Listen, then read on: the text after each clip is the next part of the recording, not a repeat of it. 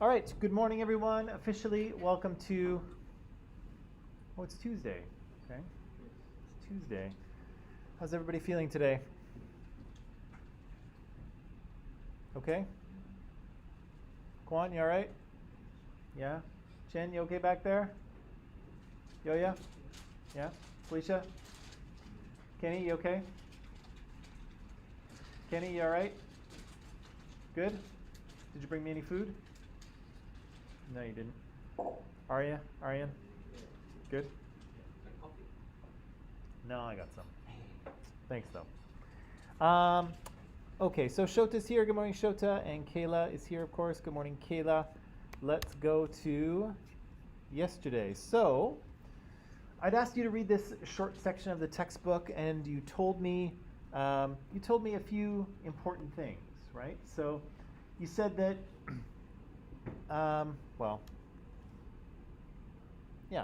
So we talked a little bit about this Indo-European language family, all of these languages that are kind of related because they have some sort of great-grandparent language. Again, we don't really know what this language was, right? Nobody speaks it because it's thousands and thousands of years in the past. But of course, it sort of gave birth to other languages that either have existed more recently or still exist, and we're able to piece together the fact that this earlier language existed, right?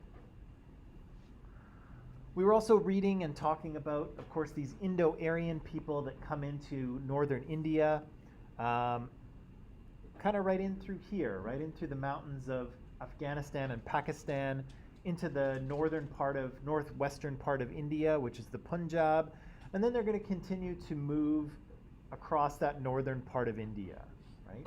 And so as they kind of come into this part of the world and sort of start to settle it and sort of mix with the Indians who are already living there, we see that agriculture becomes more important, right? So we know that kind of pattern of civilization development, it starts to happen again, right? So we have in the Indus River Valley, we have a civilization that appears and gets very complex, and then it kind of disappears, right, as people scatter because of climate changes and changes in the monsoon. And about 1,000 years later, now we have the same thing happening again, right? As new people move in, populations increase, people start to rely on agriculture, right? So here we have complexity kind of developing again. Of course, we also have craft specialization that goes along with this process of civilizations becoming more complex. We have the development of iron tools, which is also very helpful because iron is much a tougher metal than bronze or copper, and so people are able to kind of do more work and heavier work with their iron tools. We have the farming of rice. People start to cultivate rice in order to feed themselves. And again, populations are starting to rise, right, as is social complexity. We heard a little bit about how we start to have this kind of political structure of chiefs that are kind of in charge of a small group of people, and sorry, I'm just trying to, sort of local chiefs, and then sort of people who are in charge of clans, and then sometimes all the way to some kind of king, right? So these sort of political structures from the Indo-Aryans start to get more complicated, and they start to kind of gain levels, if you will. And we also heard about the Varna system, right? So we have kind of levels of political organization, but we also have levels of social organization that also develop, right? So you told me there were these Brahmins who are priests, there were these Kshatriyas who were chiefs and warriors, there were these Vaishya people who were kind of the common regular people, farmers or merchants or whatever, and then there were Shudras, people who are servants or kind of low members of society.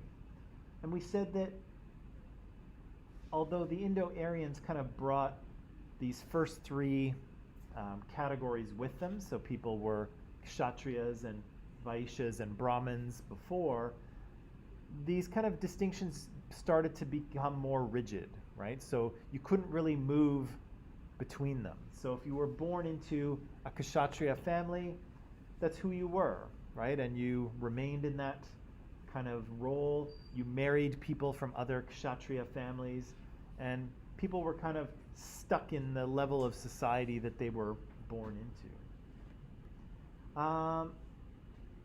So the Varnas kind of became hereditary social classes. You were born into it and you stayed in it your entire life. Good morning. And there was also some kind of a religious element to this as well, right? So the people, the Shudras and the Vaishyas, were seen as kind of ritually or religiously impure a little bit, and so they weren't really allowed to take part in all of the rituals. But the Kshatriyas and the Brahmins had more they were more pure, and so they could take part in more religious rituals. So again, we had kind of a social, economic hierarchy that became kind of fixed, and then it incorporated some elements of kind of religious purity as well. Okay. Now, the religious thing that kind of develops in this period is called Brahmanism, and it's kind of the first layer of Hinduism, right? So Hinduism will continue to evolve for almost another 4,000, well, maybe about 3,000 years by this period, but this is kind of the base layer, right? The basic level of Hinduism. And so it's based on the Rig Veda, which of course the Indo-Europeans brought with them, right? The original Veda. And then other Vedas get added, right? Other books get written and added to this book, right? So there's a few new Vedas that they add along with this Brahmanas and Upanishads. Do you remember what those two books were about? Do you remember what Brahmanas was about?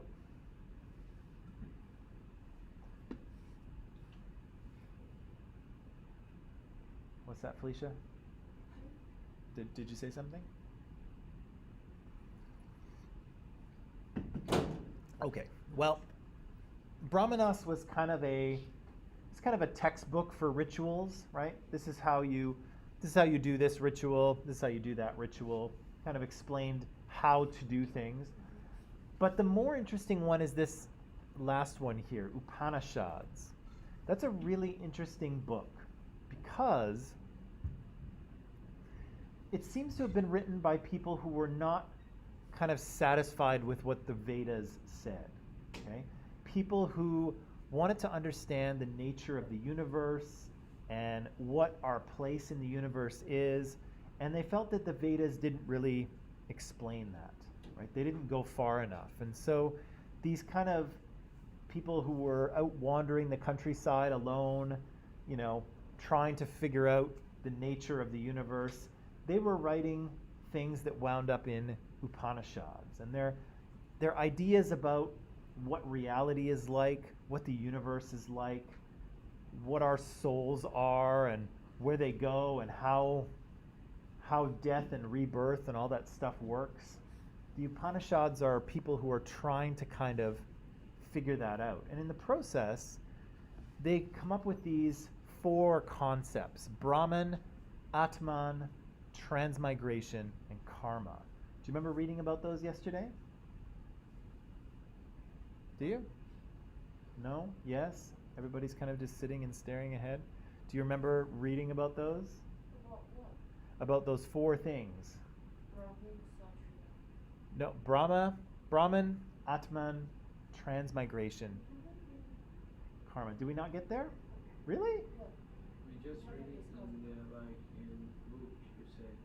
Yeah, like we finished the movie because you said that we don't have a lot of time. Right. But we didn't read about that yesterday? Okay. I shall explain it to you then. So these are kind of important concepts for the Upanishads, and they're important for what we'll talk about today because they're kind of underlying concepts, okay?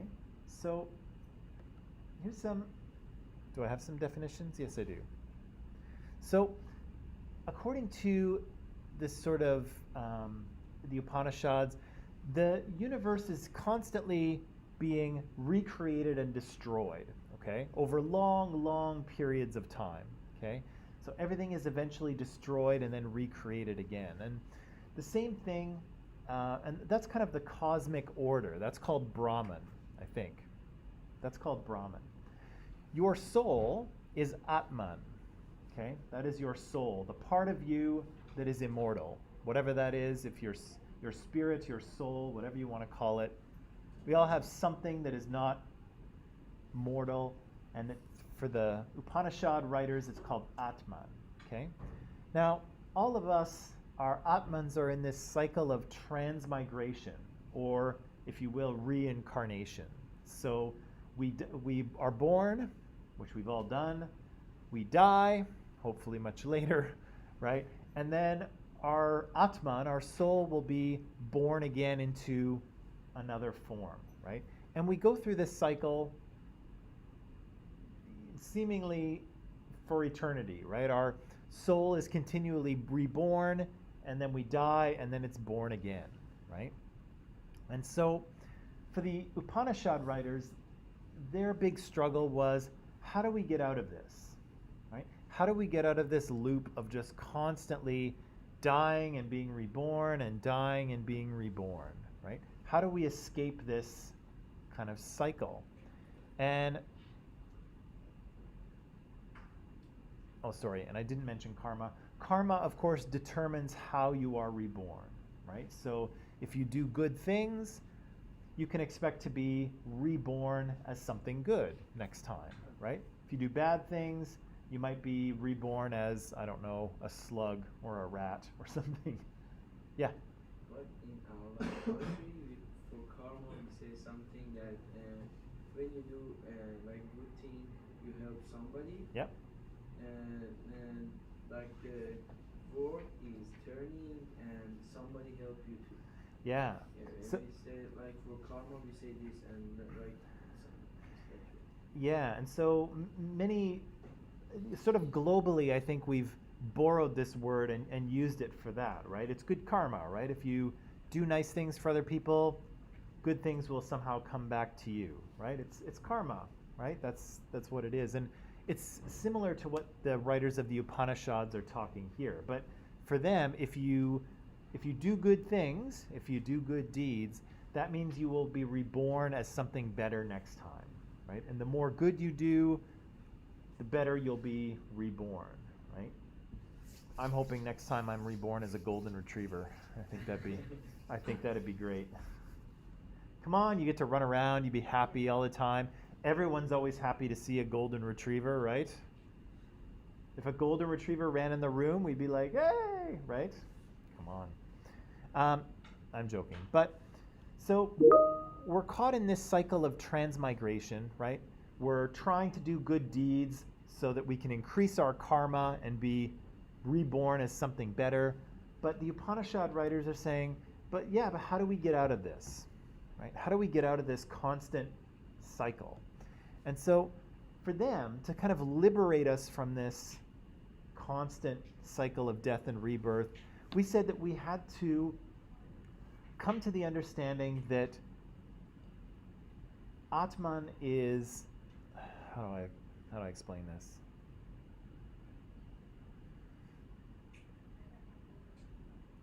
You had to come to an understanding that the nature of the universe and the nature of your soul are one, are the same thing.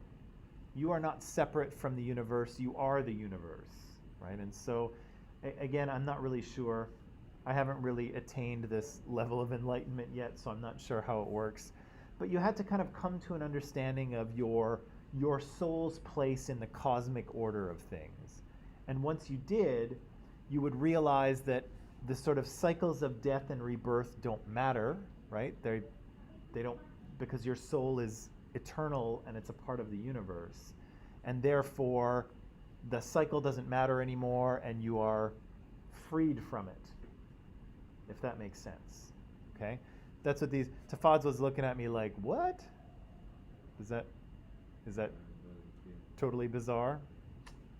How could I make a metaphor out of this? Um,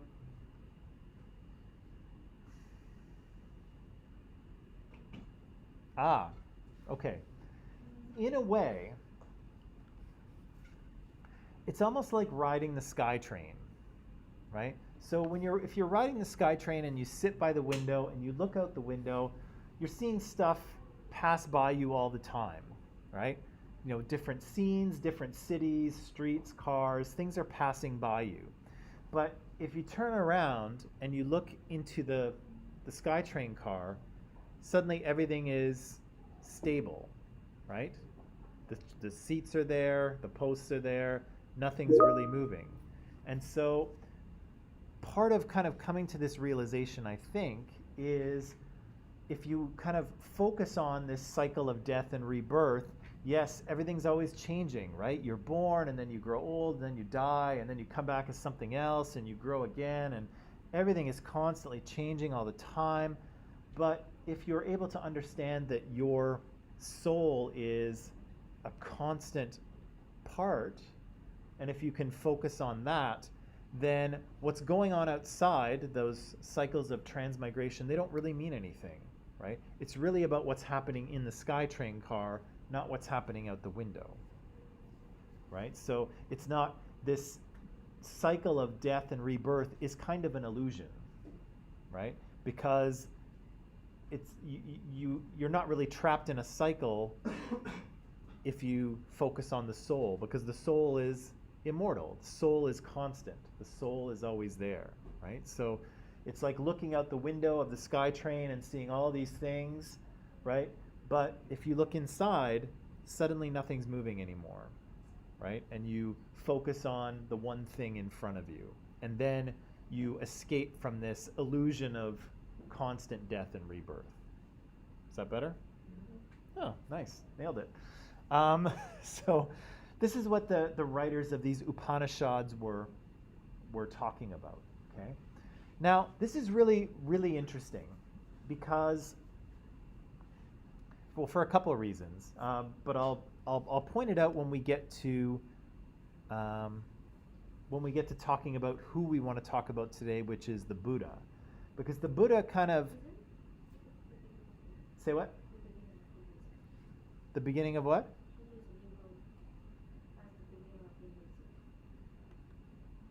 At the beginning of? No, the title here is the beginning of Hinduism. Oh, the beginnings of Hinduism, yeah.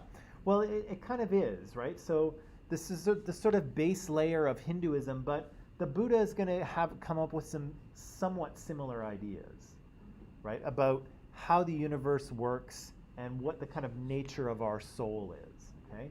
Because there'll be some similarities. But this is kind of what these Hindu or these sort of early Brahmanistic writers are thinking about, how to escape this cycle of transmigration and reincarnation, and how to attain some sort of internal peace, right? And again, that's exactly what the Buddha is going to try to do as well, okay? So by the end of this Vedic period, which I think brings us to about 600 BC or so, we've had a lot of cultural change in India. We have Brahmanism, which has kind of taken hold in the area. We have people writing and speaking Sanskrit, and we have this Varna social system, right? All of those things have kind of found their way into India and are part of kind of everyday life. I just thought I would put this in too, because we heard about this in the video yesterday, the Mahabharata. I always say it wrong. This kind of epic story of a great battle in ancient India, and of course is well known and well loved by Indians, and has come to be seen as the story of India. Okay, we won't really go into it too much more from there because it's a big story, as you might imagine. But if you're interested, you can look into it on your own. Okay, that brings us to the Buddha. Now, again, he's a very interesting character. Of course, he's going to kick off a worldwide spiritual system or religion or whatever you want to call Buddhism. He's going to sort of start it off. as you can see, he's trying to solve a problem. He's looking for something. He's trying to figure something out, and he discovers something. He makes an important discovery. What's that? Who? Who indeed? No, who It's the Buddha. We'll talk about how we'll talk about how Buddhism is atheistic. That's a new word. What's monotheism? believe in One God. What's polytheism? more than one. More than one God. What's atheism? Not believing in God. Yeah, there's no God, right? So when you have something that's a something, Repeat the word again. yeah. So monotheism is one God, polytheism is multiple gods, but Buddhism is atheistic, meaning there are no gods, right? So it's a very different spiritual system than what we've seen before, right? We were in Mesopotamia, we were in Egypt, we're looking at the beginnings of Hinduism with Brahmanism. All of those ideas have gods, right? There's gods up there in the sky wielding their power, and we're sacrificing and praying to them, right? But here we have a spiritual system that doesn't really use gods. Interesting. And then, well, spoiler alert, the Buddha will die. What are his dying words? Okay, so he'll have some last words. So what I'm going to do is, of course, we'll watch this section of the video. I'm just going to pop this into Microsoft Teams so our online people can follow along as well. And then we'll use this to be introduced to the Buddha. And personally, you may not agree with me. I think this is fascinating and really interesting, but we'll see what you think. Okay. So all that stuff is now in Microsoft Teams. So let's watch it. Let's watch the 26 minutes through. We'll take a break. We'll come back. We'll answer these questions, and then maybe we'll do a little. If we have time, we'll do a little experiment. Experiment with what? Well, you will find out. That's my way of building suspense. If I tell you, it'll ruin the suspense, so I'm not going to tell you. Okay, so here we go, online people. Link in Microsoft Teams. We'll see you after the video, okay? Okay.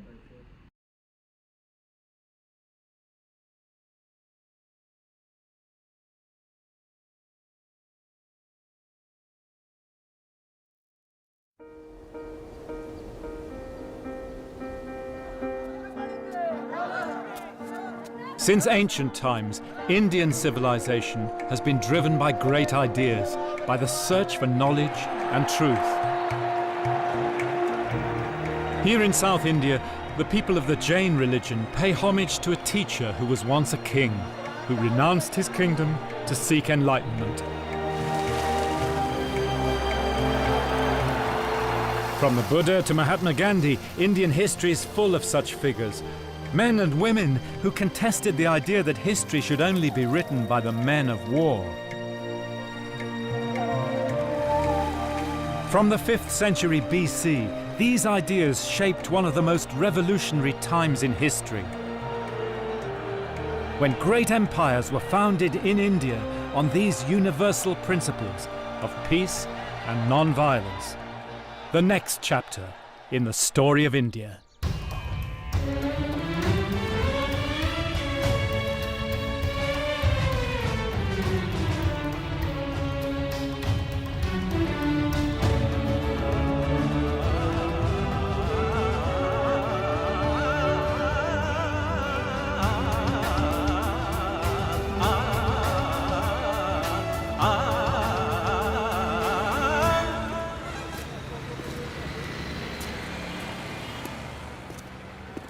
But our journey begins very much in the present.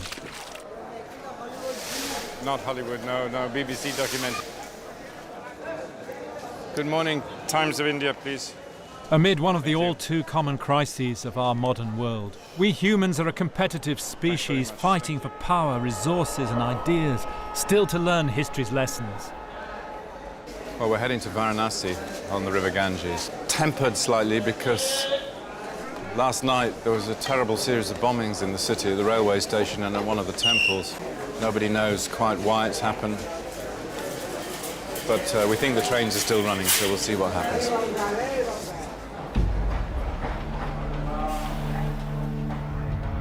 There are over 6 billion people in today's world, compared with 100 million in the 5th century BC. And the fulfillment of our desires has become a goal of civilization. Every person has his own identity, his own needs. Mr. Wood. Mr. Wood, oh yes, yeah, well, the Indian Railway is wonderful. All the great ancient civilizations meditated on these big questions.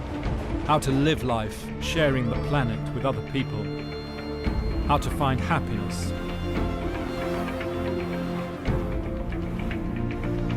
For Indian people, the traditional goal of life is to live with virtue, dharma. To gain wealth and success, artha. To find pleasure, kama. But in the end, to seek enlightenment, moksha.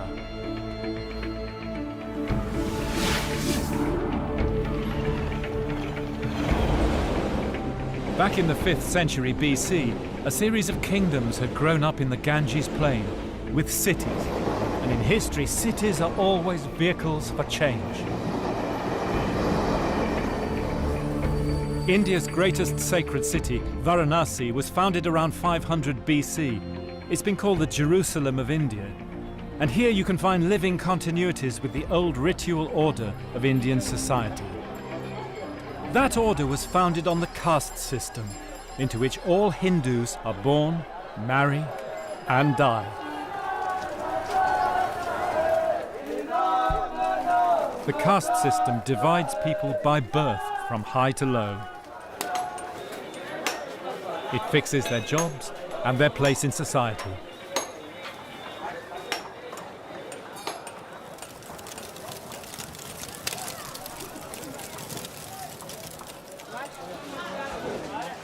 We're going to meet one of the family of the Dharmarajas, the Lords of the Dead. They are the only people who can perform the funeral pyres here in Benares.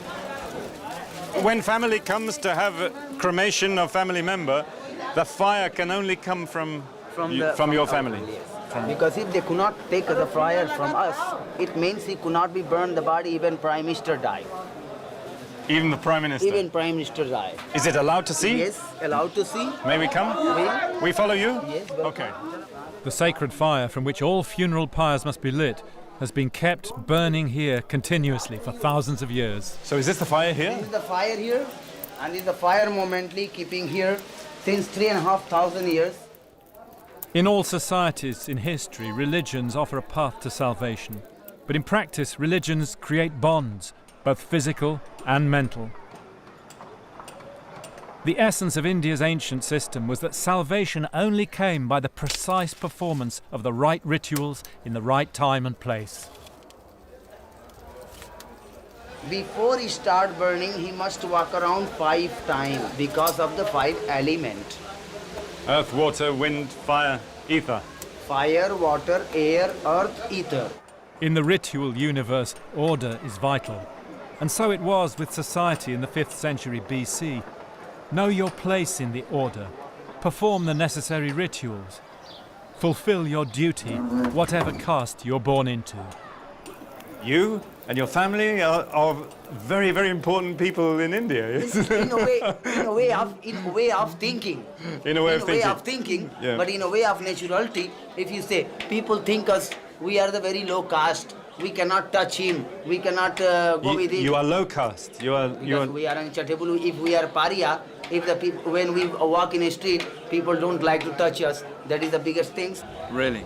So even though, because you do the rituals for the dead and you touch the dead, you are very low caste. Low caste. But everybody needs you. Without us, they cannot do. From ancient times, that was the Indian way. And it's lasted thousands of years, a system of power from the Iron Age, now being renegotiated in modern democratic India. But it was challenged before. People first started to question the old order in the 5th century BC, and not just in India. In China there was Confucius and Laozi. Across in the Mediterranean, the Greek philosophers. In Israel, the Old Testament prophets. It was a revolutionary time for humanity, the birth of conscience, putting ethics at the center of the world.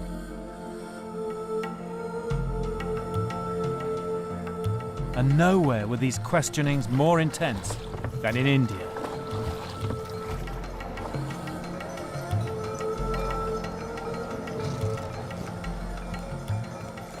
Speculation about the nature of the universe, and the nature of the self, and the connection between the two is one of the oldest obsessions of Indian civilization. They were at it even in the Bronze Age. But in the cities of the Ganges plain here in India in the 5th century BC, a host of thinkers arose.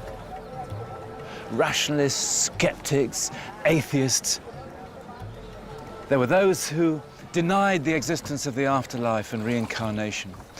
There were those like the Jains who believed that all living creatures were bonded together in a chain of being across time. There were scientists very closely resembling their contemporaries in the Ionian Islands in Greece, the Greek philosophers, who suggested that the world was composed of atoms and that everything was change.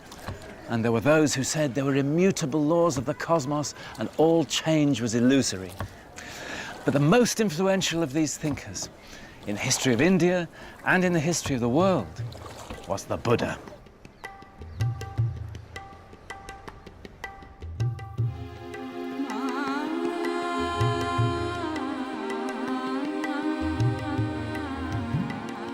The Buddha's story is the stuff of fairy tales.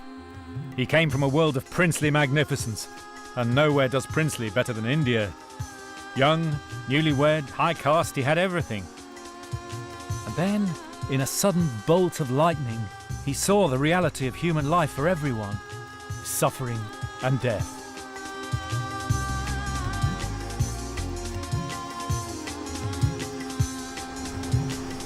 So there and then, young Gautam left behind his wife and family and set out on the road, seeking truth. 6 years he wandered, a long-haired dropout, until he finally came here to Bodh Gaya. Hi. This one is the birth when Buddha himself. Oh, from the side, yeah, from the side of his yeah. mother. Oh yes, yeah. So here this is when he says, my black hair, I cut off. Yeah. All right. Yeah. So he left his wife and his baby. Today, nearly 400 million people are Buddhists. From Burma and Korea to China and now the West. Young Gautam will reshape history. But at this moment, when he first comes here, he's another ragged renouncer. And the Buddha had come here to do what Indian holy men did, practicing almost unbelievable austerities. I ate so little those days, he said later, that my buttocks looked as knobbly as a camel's hoof. The bones of my spine stuck out like a row of spindles, and my ribs looked like a collapsed old shed. And much good did it do me. And that's his voice, a vivid, realistic turn of phrase, not holier than thou. His years on the road had taught the ex-prince to speak the common language. So he sits here, under a peepal tree, seeking enlightenment. It's one of the great moments in history, and this is the very place.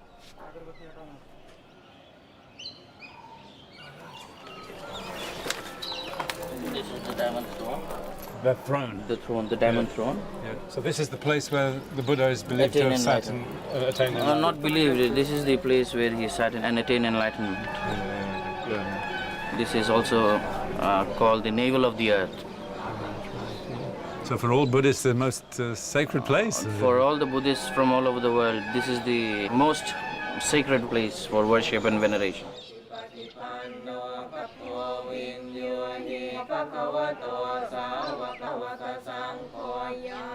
Some of his devotees wanted a statue of the Buddha to be made. He then and there rejected the idea, the proposal. And he said that if at all people need something, then it should be the Bodhi tree, which has given me shelter underneath to sit and meditate and attain the supreme bliss that I had experienced. And it will also give shelter to thousands and thousands of people who are in search of truth. And today, Bodh Gaya is a magnet for thousands of people from all over the world, whether seeking truth or simply curious. And it's a luminous place, magical, and yet full of life.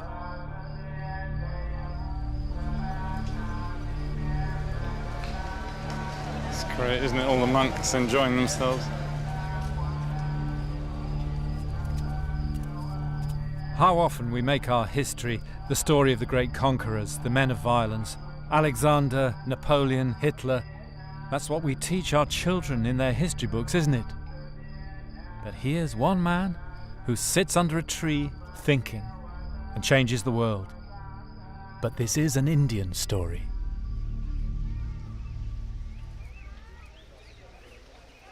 By the morning, the Buddha had crystallized in his mind what he called the Four Noble Truths.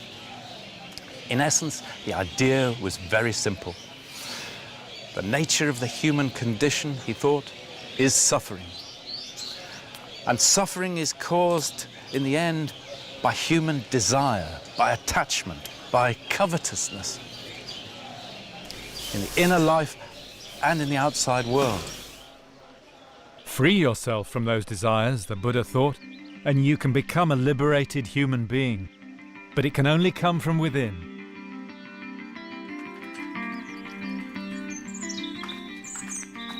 Ultimately, inner happiness, inner satisfaction must create by oneself. You could be a billionaire, but in deep inside, very lonely persons, very lonely feeling. So therefore, as a human being, regardless believer or non-believer, this inner human value is very essential in order to have happier individual, happier family, happier society, or happier nation.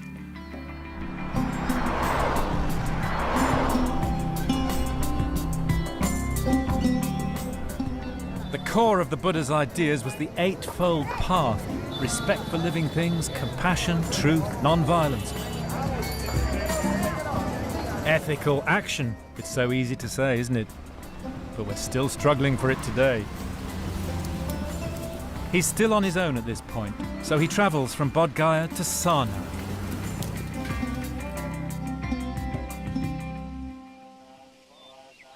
Here in the deer park, he picks up 5 old friends from his time on the road. They become his first disciples, and he tries his ideas out on them. And on this spot, now marked by the great stupa, he gives what becomes known as the first sermon. This first sermon is called Dhammacakkappavattana Sutta. It means setting the wheel of doctrine on motion. Setting the wheel of doctrine or law in motion. The wheel, yes. Yes. The teaching of Buddha is not only for monks, it is for all. Bahujani Hitaya means for the well-being of many. And for the next more than 40 years, the Buddha journeyed and preached. Years. 45 years. Journeyed He and walked, preached. he never stay at one place. Yeah.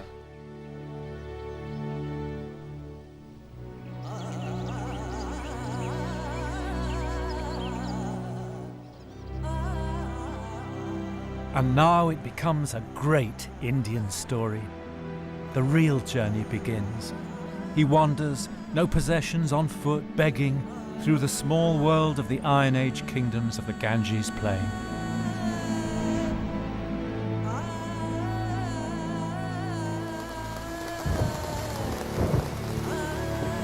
But the thing to remember is he's a protester. Through the whole of Indian history, there's a tension between the rulers and those who fought for social justice. From the wandering medieval saints to the freedom fighters and the flood of modern poets and agitators, he's the first of India's million mutineers.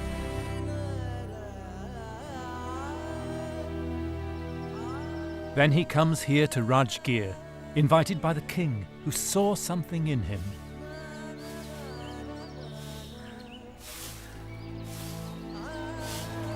The king gave him some land on which to build a hut, a bamboo grove. It's still here. It was a place where there were monks living all the time. We know places in this grove, like the Karandaka tank, which is still here, the squirrels' nesting place, the peacocks' dancing place. So you can imagine what it was like. Every year, he went back to the same place, so people knew where he was.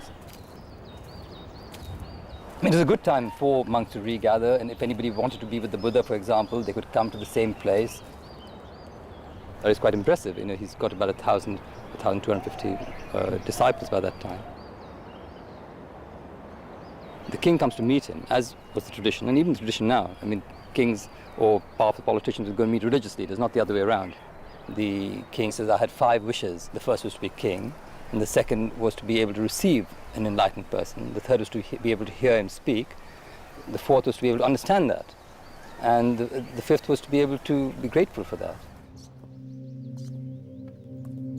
In the hills above Rajgir, there's a little cave where the Buddha lived through the monsoon seasons. The Buddha really loved this place. It was a little higher than the surrounding area. It was one of his favorite places for meditation. He even says so.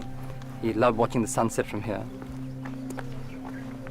And he just came again and again just for the sheer pleasure of it. This cave actually is lovely because you can know that the Buddha was in this cave.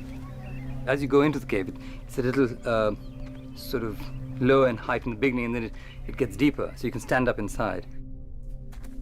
And you can just sit here and meditate for hours and hours and just be with the Buddha. You can really feel the breath of the Buddha.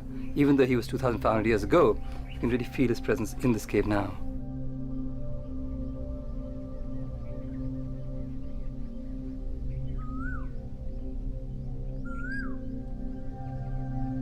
And again, that realistic voice. Be your own lamp, he said. Seek no other refuge but yourselves. Let truth be your light.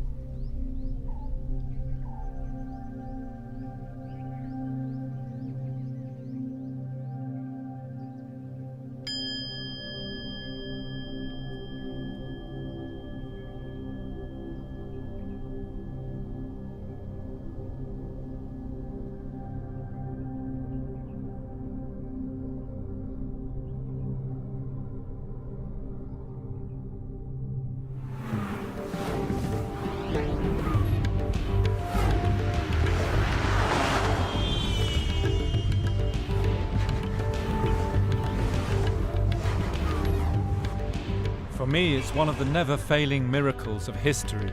The human mind from so long ago can still speak to us directly in his own voice and mean something now in our time of change. But then his was a time of change too.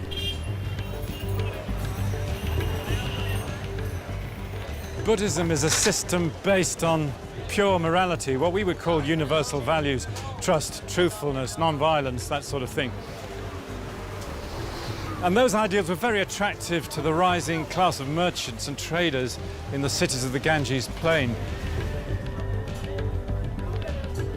But it's also atheistic. The logic of the Buddha's message is that belief in God itself is a form of attachment, of clinging, of desire. And in the land of 33 million gods, or is it 330 million? That eventually would prove a step too far.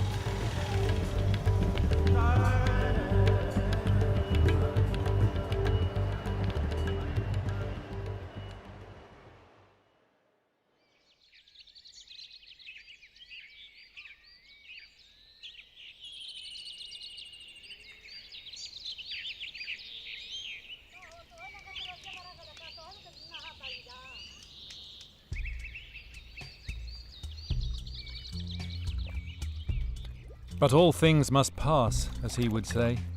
No one in history was clearer about that. No promise of heaven, no threat of hell. He's an old man now, around 80. This was his last journey among the scavengers and the dispossessed, with their unending struggle for mere survival. Around 486 BC, according to the traditional date, he headed back across the plain towards the Himalayas. Now he's heading north, back to the land of his childhood. Perhaps he was consciously heading home. He knew he was going to die.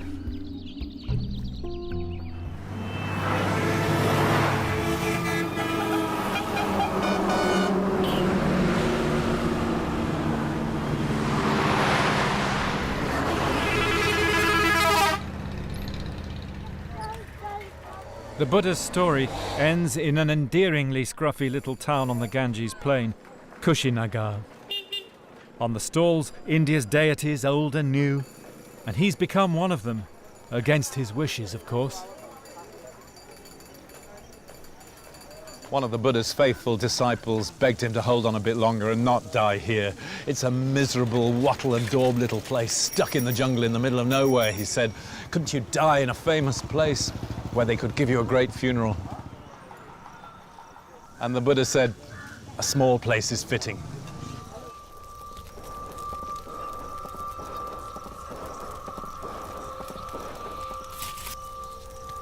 He took some food in the house of a blacksmith. Pork.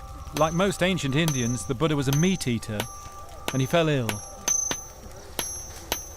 Again, the tradition marks the very spot, on the edge of Kushinagar.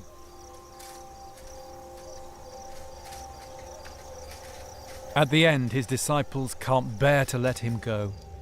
"What more do you want of me?" he says. "I've made known the teaching. Ask no more of me. You're the community now. I've reached the end of my journey." There are several versions of the Buddha's last moments. One of them says that he made a gesture and exposed the upper part of his body to show how age and sickness had wasted it, to remind his followers of the human condition. But all versions agree that his last words were these: all created things must pass. Strive on diligently.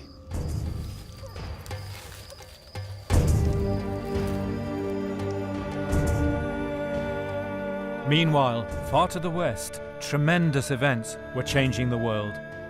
At the time of the Buddha's death, the Persian Empire, the greatest the world had ever seen, invaded Greece. And in the following century, the Greeks came east, looking for revenge. And Europe faced Asia in the perennial battleground of Iraq. What happened here would change the story of India.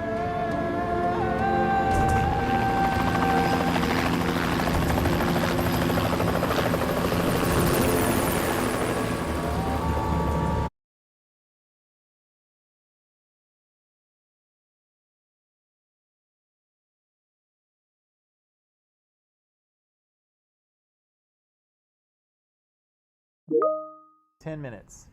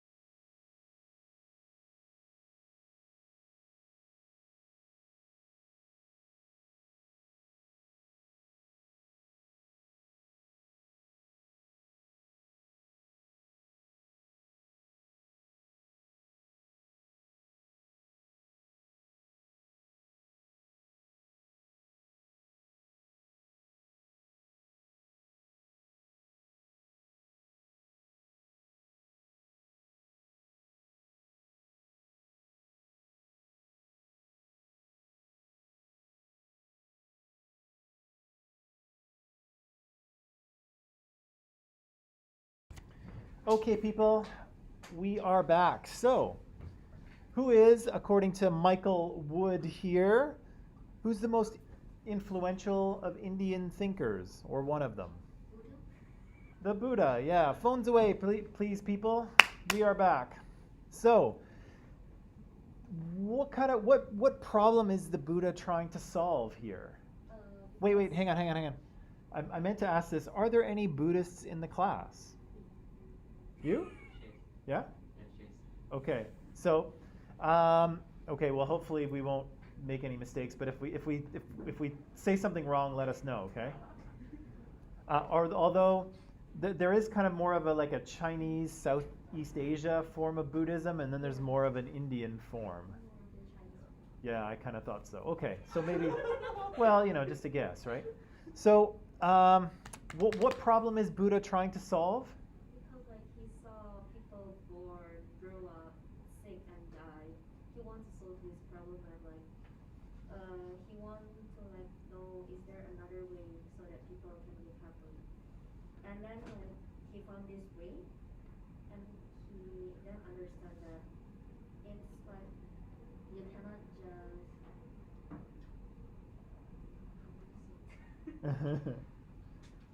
What's the problem though? So people are continually reborn and we die and we're reborn and what else? What's the other issue? Yeah. What's he trying to solve, or what's the problem with human existence? Okay, keep going with what you were going to say. I interrupted you.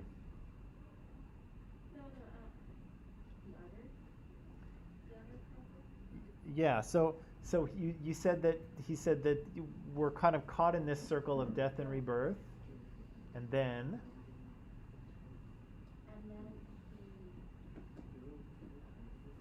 wants to solve it. He wants to know the truth behind it. yeah, he wants to know the truth. And what is that truth?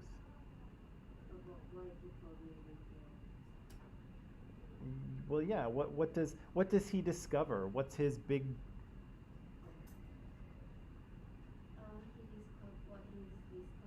Yeah. He discovered that it will eventually happen, but we cannot just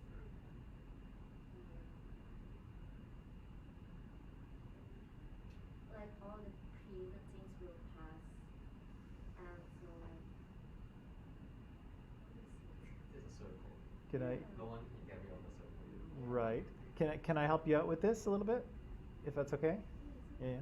So, in the film here, they're kind of talking about the idea that, first of all, it's kind of let me back up. It's an interesting story, right? Because Buddha is a young man named Siddhartha Gautama, right? And Siddhartha is a prince, right? He's rich, he's got lots of money. He's got a good-looking wife. He's a high caste. He's got everything going for him. But then he looks around and he realizes, oh, but it's all, transitory, right? Like my beautiful wife is, there she is, in bed, asleep, looking so beautiful and peaceful. But one day she'll be gone, right? She'll die. And what can you do about this? And he goes off into, he goes wandering sort of through the streets and he sees people suffering, right? People who are sick, people who are dying, people who are sad and upset and all kinds of things. And so he feels that this is what Michael Wood says, the human condition is suffering, right? And so how do we solve this? How do we escape this perpetual suffering that we are, that is our lives, right? And so he says what's the problem with all this suffering? Why do we suffer so much? Because of what? Past life? Yeah. What else? Why do we suffer?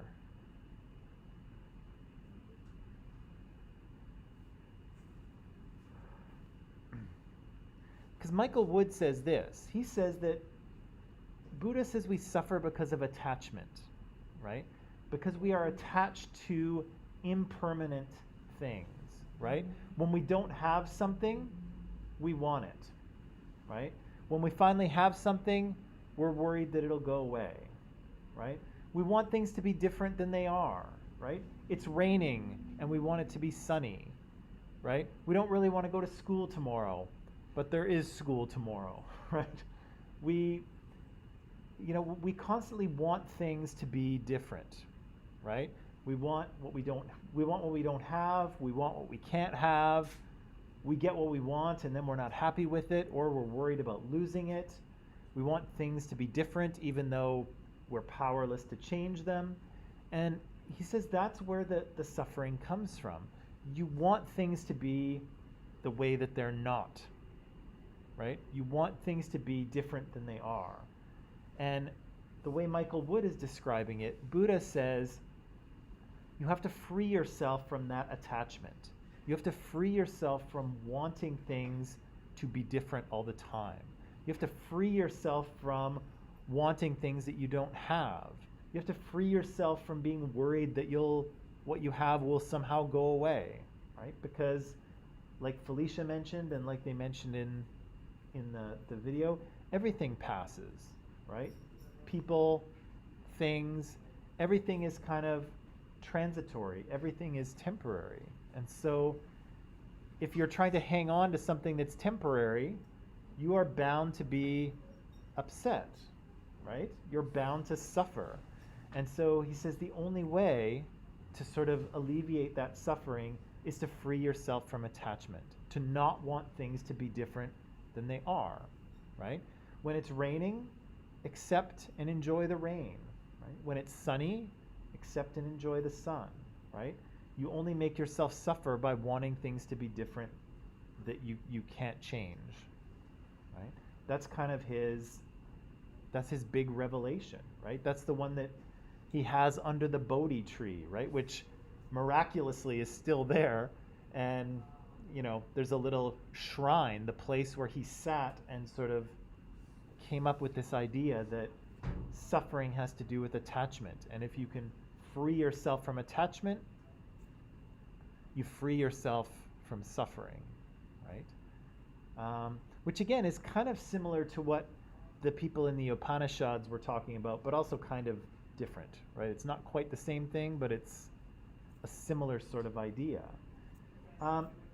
And this idea is atheistic, right? Why is it atheistic?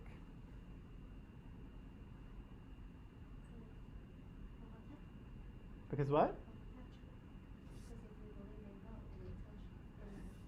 Yeah, he actually said that even belief in God is some kind of an attachment, right? That's you wanting some kind of greater power who's in control of things that you can talk to and ask for things. And Buddha says that's an attachment, right? You want something to exist so that it can help you, right? But really, you need to accept the way things are, right? And enjoy the way things are regardless of whether you like them or not, right? And so, yeah, it's interesting because there's no God here, right? If you want to free yourself from suffering, you don't have to do a sacrifice, you don't have to pray, you don't have to follow God's laws, whatever those laws might be. The power is actually in yourself, right? Which is unbelievably revolutionary, right? Up until now, almost every society on earth has a religion that we're kind of familiar with, right? There's gods up there, they're all powerful, we pray and sacrifice to them so that they will reward us or so that they won't punish us. And then along comes this guy who says, yeah, you don't need all of that stuff. You have the ability to free yourself, right? You have the ability to free yourself from suffering. It's not about gods or God's laws or, any kind of religion, spiritual sacrifice. It's none of that, right? It's all about you, right? And if you can free yourself from attachment, you can free yourself from suffering, right? Which again is a revolutionary idea, right? This is, everywhere else on earth is doing something different from what he's suggesting, right? Which is wild, right? So let me just show you some things here. Yeah, so this is the guy we're talking about here, and as Michael Wood points out, he's kind of around in a very interesting age, right? An age of, interesting thought in India, an age of interesting thought in China, right, with Confucius and Laozi, who we'll get to a little bit later. The philosophers and thinkers of ancient Greece, like Socrates and Plato, and man, can't think of the third one. Aristotle, sorry. All of these guys are kind of around at the same time, thinking these really interesting thoughts, and so it's kind of cool that the Buddha here is part of this period of all of these great thinkers thinking these sort of revolutionary ideas. But yeah, this is his kind of enlightenment, or this is his realization in a nutshell. We desire impermanent states and things. We want things that we don't have. We're afraid of losing things that we do have. We want things to be different than they are, but they're not, right? And so Buddha says, because we can't change these things, because we can't make things as we want them, we suffer, right? We're unhappy, we're sad, we're angry, we're frustrated. And so this keeps us, like Felicia was mentioning, locked in this cycle of death and rebirth. And the way to liberate ourselves is to kind of free ourselves from attachment. And so I'll just put these up here. They might be a little bit too much detail for us, or they might not. But he kind of creates a pattern or a path for his people to follow, for people who want to be enlightened like the Buddha, things for them to do, right? So remember that your consequences have actions, right? To give up home and the life of kind of religion and follow the path, right? Right speech, no lying, no rude speech, no gossiping or talking behind people's back, right? No killing, no stealing, no sexual misconduct. Don't earn money by hurting other people, right? So here, selling weapons, selling poisons, right? Selling things that intoxicate people, like drugs or alcohol. Yeah, and so right effort, right mindfulness, and then meditation, right? So all of these are kind of important pieces of, doing like the Buddha, right? And he says if you kind of do these things, then you can hopefully gain enlightenment too, just like he did, right? So, oh good, we do have enough time to do this. I'm going to jump ahead a little bit. Yeah, this is the last piece, right? The last piece of his Noble Eightfold Path. And he says that you should meditate, right? So to train your attention and awareness, right? And there's lots of talk about this nowadays. People say mindfulness, right? You got to practice mindfulness.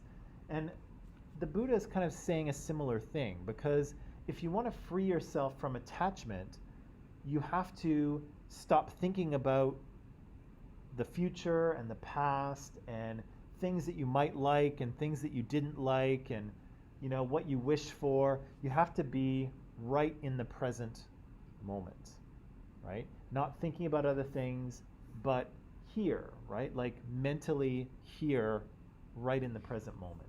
And meditation is supposed to help with that, because when you're meditating, you're trying to do that very thing. You're trying to be present and pay attention to exactly what's happening around you, not thinking about, all kinds of other things, right? So I'd like to give it a shot. And so, does anyone here meditate on their own? No? What do you mean on the road? What's that? What do you mean by like this? I'm going to explain. So, let's try this. I've not meditated a lot. I wish I did more. But we're going to try it out, okay? So, I have a video here that will just kind of guide us through what we need to do. It's mostly we just listen to it. And all you have to do is this, okay? So get yourself kind of comfortable in your chair, okay? Kind of just sit in a way that you can sit in for a while, okay? So I know like Felicia, when you're watching the movie, you're kind of all laying down, but that's not going to be comfortable for a long time and it's kind of awkward. So kind of get yourself seated so that you can sit for a while, okay?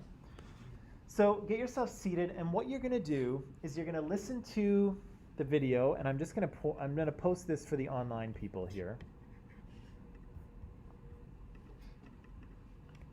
I'm just going to post it in the live chat. So you're going to sit there, just listen to what the person tells you to do, and what you're going to try really hard to do is just focus on your breathing, okay? Okay, good. Then you'll be good at this. Just focus on your breathing, okay? In and out, in and out. Your mind is going to try to get you to think of things, okay? It's going to try to get you to think of what to have for lunch, or what your next class is about, or the weekend, or what happened yesterday, or who might be messaging you on your phone, or whatever. Your brain is going to try to get you to think about things. And so every time a thought kind of comes in, you're just going to push it away and return to your breathing, okay? And it's going to be difficult because your mind is a busy place and it's going to try to get you to think about things. It's going to keep throwing thoughts at you and you're just going to push them away. You're not going to get involved in thinking about them. You're just going to push them away and return to your breathing, okay? It's not easy. It's actually a lot of work.